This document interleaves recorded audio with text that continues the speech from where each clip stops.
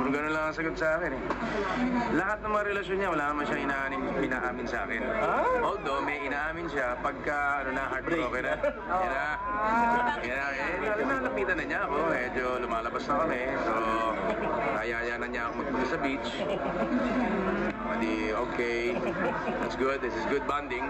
Pag gano'n, hindi ka masama loob mo sa guy na nakakapag-broke. Hindi, relasyon niya yun. Wala akong pakialam. Kahit na anong decision niya, I'll be there to back her up, to support her. It's her decision. It's her heart. Pero you give advice to ba kay Casey pagdating sa pag-ibig? All the time.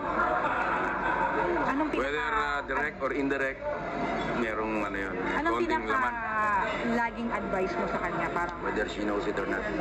anong pinaka-laging mo advice sa kanya when it comes to love or relationship?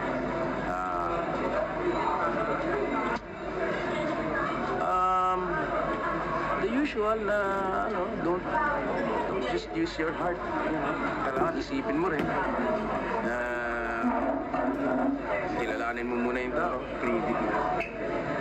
Pero syempre, hindi mo naman malalaman kung ano talaga ang nararamdaman nila, di ba? O kailan mangyayari yun. So, just be careful. Pero issue ba sa'yo yun? Kung binatang ama yun, ikaw sa anak mo? Wala namang akong issue doon, basta ang importante, minamahal niya yung anak ko. Kamahalan siya. Ayos na. Sir, gano'n nyo kakilala si Paula Villela? Hindi ko naman siya, makilala talaga. Siyempre, kilala ko siya dahil, sa pelikula din siya. Pero hindi naman kami sana naman kaming bonding na katulad ng